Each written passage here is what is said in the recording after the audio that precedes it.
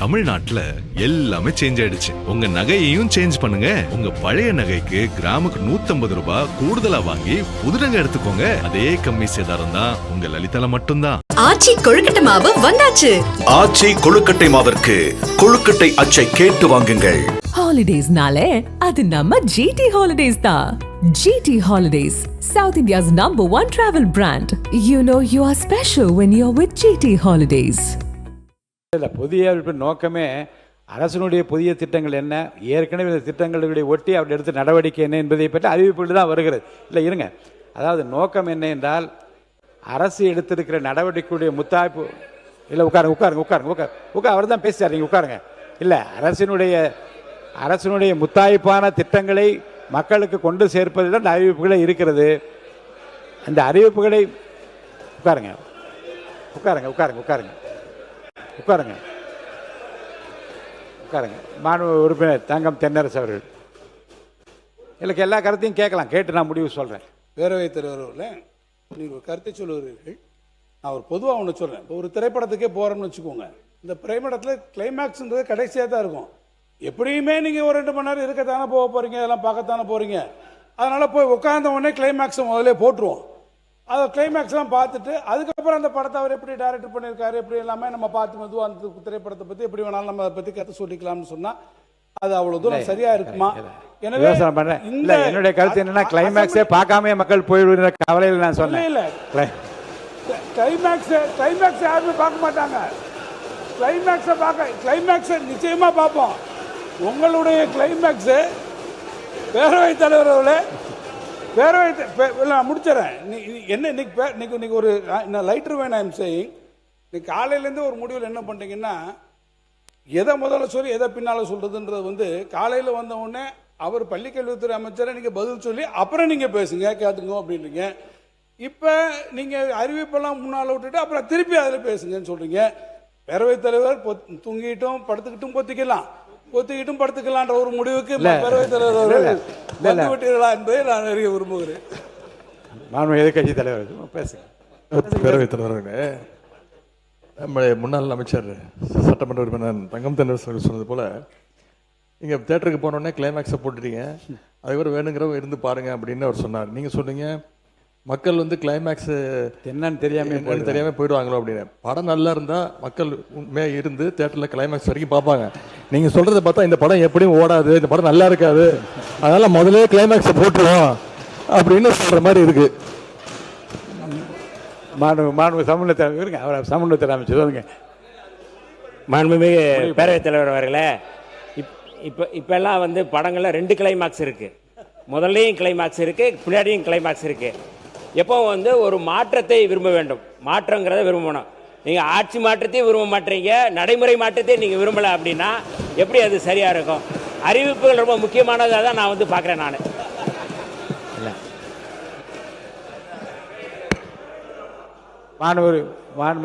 போதும்.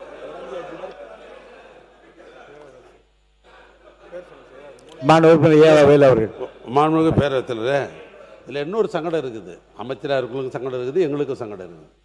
இப்போ முன்னாலே அறிவிப்பு பண்ணிடுறீங்கன்னு வச்சிங்களேன், எந்த தொகுதிக்கே அல்லது அந்த பகுதிக்கே பொருத்தமான அறிவிப்பு இருந்ததுனாக்கா அவங்க பாராட்டி பேசின்னு இருப்பாங்க. இப்போ எதிர்கட்சி வரலன்னு வச்சுங்க, ஆரம்பத்தில் இருந்து இந்த ஆட்சி சரியில்லை இப்படி தான் பேச ஆரம்பிப்பாங்க. கோரிக்கை கூட வைக்க முடியாது. அதனால் நீங்கள் எடுத்துருக்கிற முடிவு கரெக்டாக. எப்போ நான் சொல்கிறேன்னா முன்னாலே சொல்லாமல் பதிலுரை பேச ஆரம்பிக்கிறாங்க இல்லையா, அப்போ அறிவிப்பு சொல்லிட்டு பதிலுரை பேச ஆரம்பிக்கட்டும், அது பொருத்தமாக இருக்கும், அதான் சரியாக இருக்கும். இல்லை நீண்ட யோசனைக்கு பிறகு அந்த முடிவை நான் சொன்னேன். ஏனென்றால் உட்காருங்க சும்மா. அதாவது 4-5 மானிய கோரிக்கைகளில் அதுக்கு அடுத்த நாள் வந்த செய்தித்தாள்களை நான் பார்த்தேன், தொலைக்காட்சி வந்த விவரத்தையும் பார்த்தேன். அதில் முக்கியமான சில அறிவிப்புகள்லாம் விட்டு போயிருந்தது. ஏனென்றால் இங்கே மாண்பு அமைச்சர்கள் புத்தகமாக கொடுத்தாலும் கூட பேசுகிற போது எடுத்து சொல்லுகிற அந்த விடயங்கள் தான் தொலைக்காட்சியிலும் வருகிறது, பத்திரிகைகளும் வருகிறது. ஏனென்றால் எல்லா பத்திரிகை துறை ஊடக நண்பர்கள் அத்தனை பேர் எல்லாவற்றையும் படித்து பார்த்து விட்டும் எழுதி வரக்கூடிய வாய்ப்புகள் குறைவாக இருப்பதாக என் மனதிலே பட்டது. என்னை பொறுத்த வரைக்கும் அறிவிப்புகளிலே என்ன இருக்கிறது என்பதை பற்றி உறுப்பினர்கள் பேசுவதற்கான வாய்ப்பும் கிடைக்கிறது. இந்த புதிய அறிவிப்பில் என் ஊர் ஏன் விட்டுவிட்டது என்றும் கேட்கலாம். உதாரணத்துக்கு மீன்வளத்துறையிலே இந்த நாகப்பட்டினத்தை செய்திருப்பதை என் தொகுதியில் ஏன் தரவில்லை என்று கடலூரை சேர்ந்தவரும் கேட்கிற வாய்ப்பும் வரும். புதிய அறிவிப்புகளை பார்த்து படித்து விட்ட பிறகு இருங்க, எல்லா உறுப்பினரும் பேசி முடிந்த பிறகு அவர் பதிலுரை சொல்லுகிற போது அறிவிப்புகளில் இருக்கிற விஷயங்களை பற்றி உறுப்பினர் பேசக்கூடிய வாய்ப்பை இழந்து விடுகின்ற காரணத்தினாலே அறிவிப்புகளை முதலில் வெளியிட்டு பேசுவதுதான் பொருத்தம் என்று நான் கருதுகின்றேன். அதன்படி நடைமுறை தொடரட்டும். மாண்புமிகு அமைச்சர், மானிய கோரிக்கைகளும் வெட்டு தீர்மானம் வேறு முன் விவாதத்தில் வைக்கப்பட்டுள்ளன. அமைச்சர் முன்னுரையாக ஏதாவது கூறலாம். மாண்புமிகு சமூக நீதித்துறை அமைச்சர் அவர்கள்.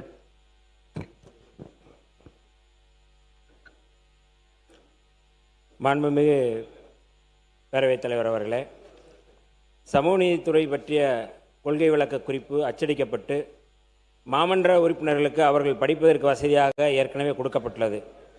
மின்னஞ்சல் மூலமாகவும் அனுப்பப்பட்டுள்ளது. கொள்கை விளக்க குறிப்பு தமிழிலும் ஆங்கிலத்திலும் மாண்புமிகு உறுப்பினர்களுக்குடைய மேசைகளில் உள்ள சிறு கணினியிலும் பதிவேற்றம் செய்யப்பட்டுள்ளது.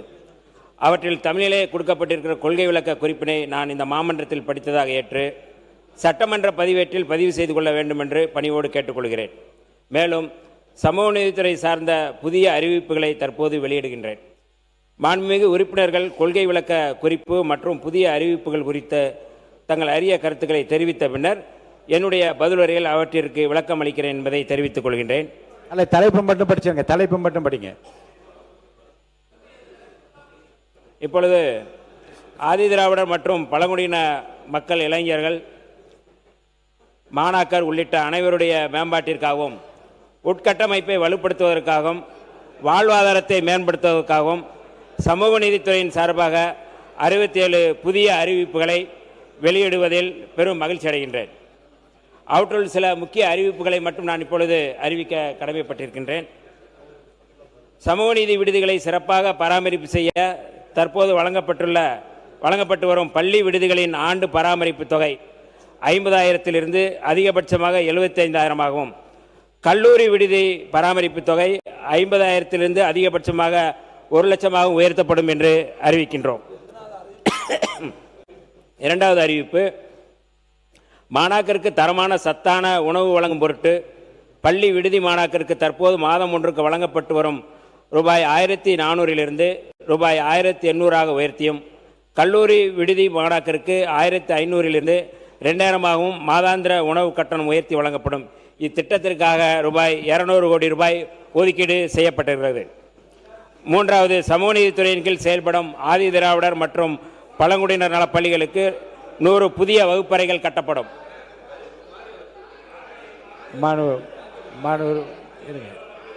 இல்லை, நான் முக்கியமானதை மட்டும் நான் படிக்கிறேன்.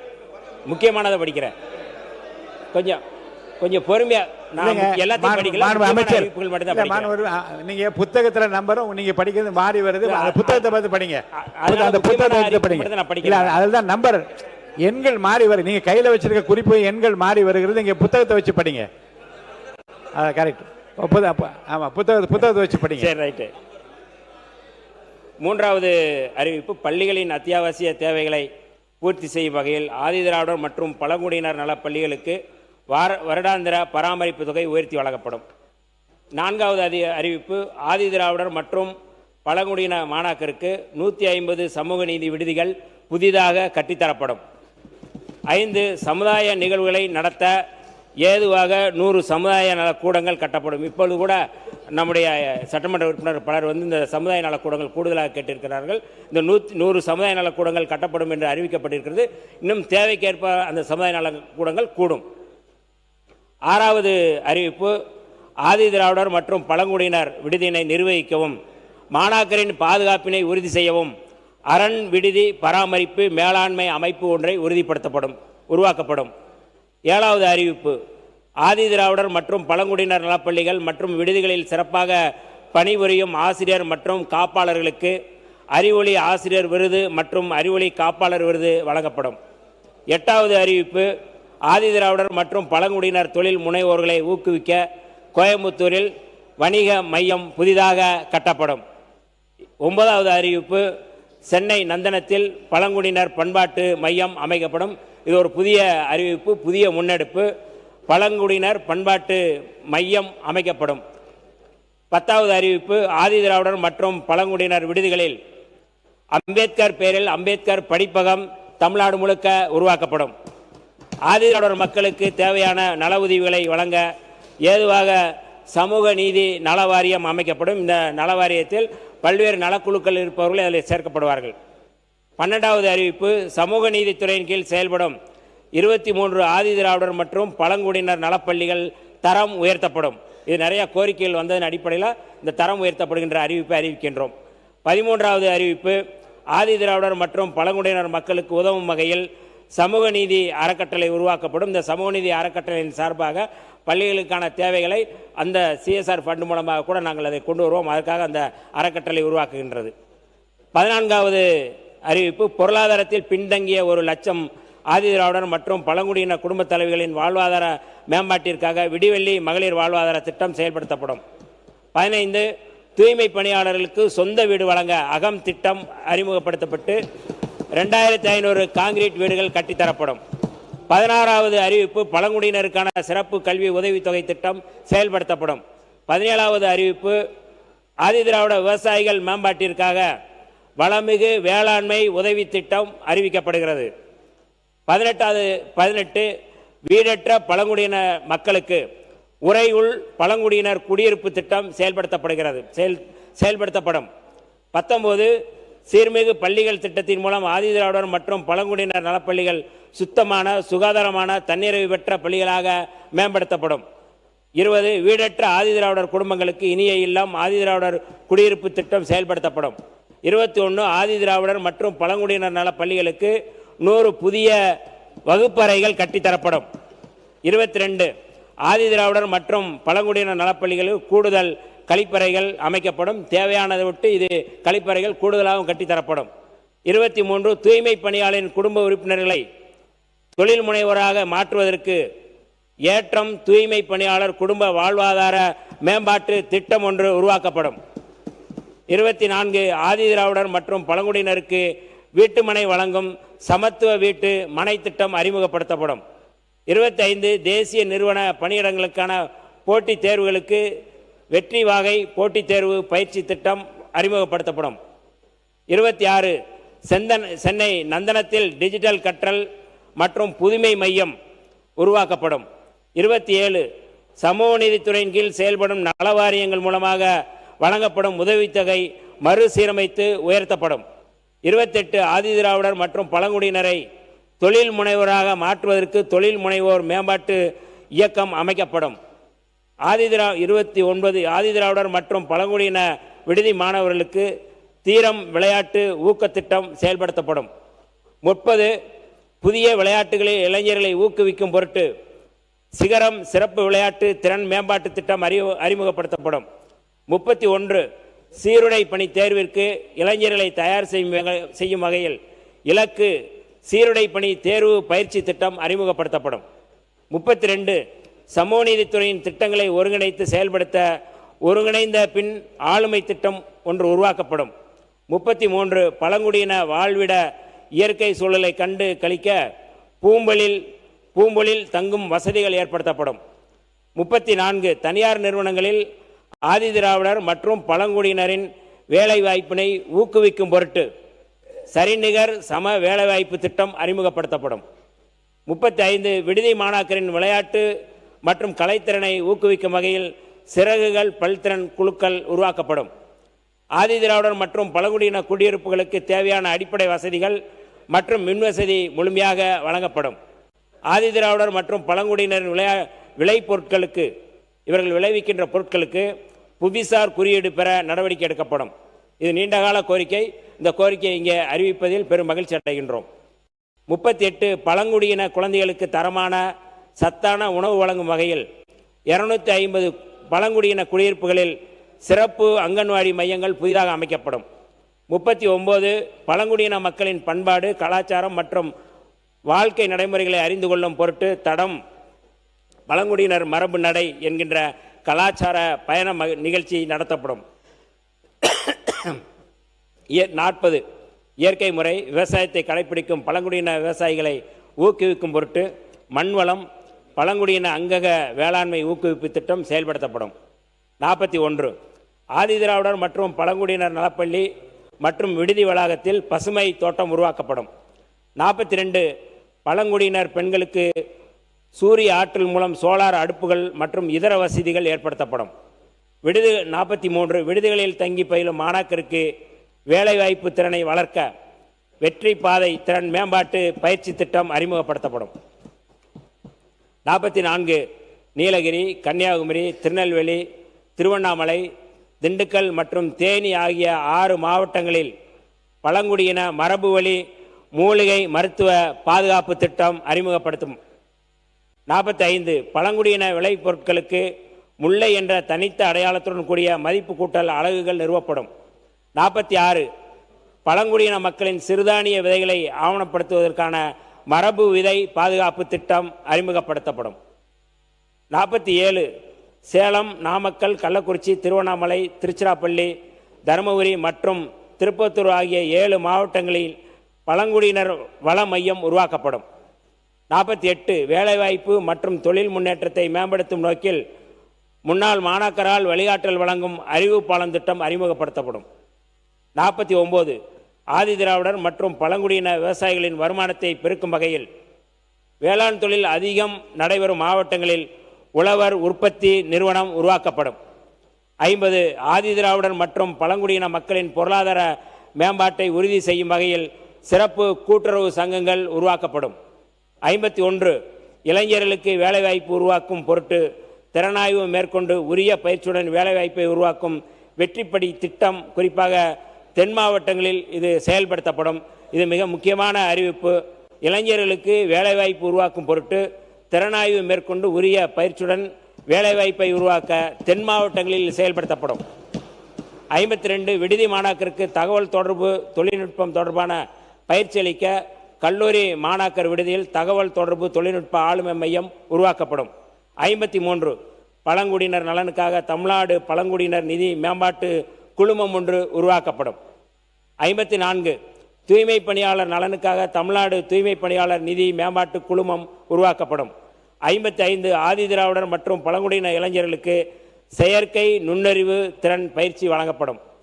56 ஆதிதிராவிடர் மற்றும் பழங்குடியினருக்கான மேம்பாட்டு செயல் திட்டத்தின் செயல்பாட்டினை கண்காணிக்க திட்ட கண்காணிப்பு அலகு ஒன்று உருவாக்கப்படும். 57 வணிகத்துறையில் ஆதிதிராவிடர் மற்றும் பழங்குடியினர் பங்கேற்பினை அதிகரிக்க வணிக வாயில் அதாவது தொழில் முனைவு வாய்ப்பு திட்டம் ஒன்று செயல்படுத்தப்படும். 58 பழங்குடியினர் நலனுக்காக பழங்குடியின மக்கள் தொகை அதிகம் உள்ள மாவட்டங்களில் பழங்குடியினர் நலக்குழுக்கள் உருவாக்கப்படும். 59 தூய்மை பணியாளர்களின் கோரிக்கைகளையும் தேவைகளையும் நிவர்த்தி செய்ய ஏதுவாக தூய்மை பணியாளர் நலக்குழு உருவாக்கப்படும். 60 வணிக வங்கிகளின் புரிந்துணர்வு ஒப்பந்தம் மேற்கொண்டு ஆதிதிராவிடர் மற்றும் பழங்குடியினருக்கான கடன் வசதி எளிதில் கிடைக்க நடவடிக்கை மேற்கொள்ளப்படும். இது நீண்டகாலமான கோரிக்கை. இந்த கோரிக்கை இந்த அவையில் எளிதாக கடன் வழங்குவதற்கான வசதிகளை ஏற்பாடு செய்ய அறிவிக்கிறோம். 61 பழங்குடியினர் மொழிகள் குறித்த சான்றிதழ் வகுப்புகள் நடத்தப்படும். பழங்குடியினர் மக்களுக்கான அவர்கள் பேசக்கூடிய மொழிகள் குறித்த சான்றிதழ் வழங்கப்படும், வகுப்புகள் நடத்தப்படும். 62 ஆதிதிராவிடர் மற்றும் பழங்குடியின இளைஞர்களை கலைத்திறனில் ஊக்குவிக்க கலை பட்டறை மூலம் நவீன கலைத்திறன் பயிற்சி வழங்கப்படும். இன்றைக்கு நிறையா சினிமாவில் செல்லக்கூடியவர்கள் நிறையா இங்கே இருக்க தனியார் பயிற்சி மையங்களுக்கு கூத்துப்பட்டறை போன்ற பயிற்சி மையங்களுக்கு செல்கிறார்கள். அங்கே நிறைய பணம் தேவைப்படுகிறது. சினிமாவில் ஆர்வம் உள்ளவர்கள் அந்த மாதிரியான செயல்பாட்டை மேற்கொள்கிறார்கள். இதற்கான தனியான கலை பயிற்சி பட்டறை ஒன்று சென்னையில் இதை உருவாக்குவது என்பது மிக சிறந்த ஒரு வழிகாட்டுதலாக அமையும் என்கின்ற அடிப்படையில் இந்த திட்டத்தை நாங்கள் அறிவிக்கின்றோம். 63 ஊடகத்துறையில் இளம் திறமைகளை ஊக்குவிக்க உட்பயிற்சி உதவித்தொகை வழங்கும் ஊடகத்திறன் ஊக்குவிப்பு திட்டம் செயல்படுத்தப்படும். இது ஜேர்னலிஸ்டுக்கான ஆர்வமுள்ளவர்களுக்கு இது தனியான ஒரு பயிற்சி திட்டத்தை நாங்கள் வழங்குகின்றோம். 64 ஆசிரியர் மற்றும் காப்பாளர்களுக்கு புரிந்துணர்வு பயிற்சி திட்டம் செயல்படுத்தப்படும். ஆசிரியர்களுக்கும் காப்பாளர்களுக்குமான ஒரு முரண்பாடுகள், அங்கே உணவு பிரச்சனை நிறையா இருக்குங்கிறதுனால அவர்களுக்கான ஒரு புரிந்துணர்வுக்கான பயிற்சி திட்டம் அவர்களுக்கு வழங்கப்படும். 65 சமூக நீதி விடுதிகளில் சுகாதாரமான வளாகத்தினை உருவாக்கும் நோக்குடன் கொசு வலை மற்றும் தண்ணீர் சுத்திகரிப்பு கருவிகள் அமைக்கப்படும். 67 சமூக நீதி விடுதி மாணாக்கருக்கு ஆங்கில மொழித்திறன் பயிற்சி மற்றும் பயிற்சி பொருட்கள் வழங்கும் திட்டம் செயல்படுத்தப்படும் என்று இந்த 67 அறிவிப்புகளை இந்த அவையில் நான் அறிவிப்பதில் மகிழ்ச்சி அடைகின்றேன். நன்றி, வணக்கம். நக்கீரன் டிவிக்கு சப்ஸ்கிரைப் செய்யுங்கள். உங்கள் ஆதரவே எங்கள் பலம். ஆசிரியர்களுக்கு நண்பனாகவும் மாணவர்களுக்கு ஆசானாகவும் திகழும் தேர்வு வழிகாட்டி. ஒவ்வொரு பாடத்திற்கும் அனுபவமிக்க ஆசிரியர்களின் துல்லியமான தெளிவான விடைகள். CNC இருக்கு, தேர்வு பயம் எதற்கு? இது தீரன் பப்ளிஷிங் ஹவுஸ் விற்பனை வெளியீடு.